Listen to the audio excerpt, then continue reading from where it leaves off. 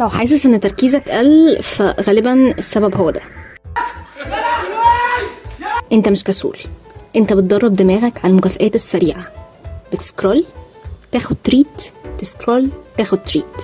يعني لو شفت شخص انجز حاجة مخك بيحس بالانبساط كأن هو اللي عمل الانجاز ده، وده بيخليه ما يعملش حاجة. اصل هيعمل ليه؟ كان في الاول بيتعب عشان يحس بنشوة النجاح، دلوقتي بيحس بيها من شوية تقليب على النت. فبقيت لما تيجي تذاكر تشتغل يا دوبك كام دقيقة وتزهق، عايز تمسك الموبايل تاني وتحس انجازات وهمية تاني. انجزي يقول لنا الحل، السيلف كنترول، يعني السيطرة على النفس. طب يا هبه ما عنديش منه الكلام ده. يبقى زي الشاطر كده هتنزل اي برنامج بيقفل لك السوشيال ميديا، زي مثلا ديجيتال ديتوكس. هسيب لك اللينك بتاعه. بتحدد انت عايز تفصل من السوشيال ميديا قد ايه، فليكن مثلا ساعة لو اتشقلبت مش هيتفتح لك الموبايل الا لو دفعت فلوس، ودي بتزعلنا قوي، فهتستنى الساعة.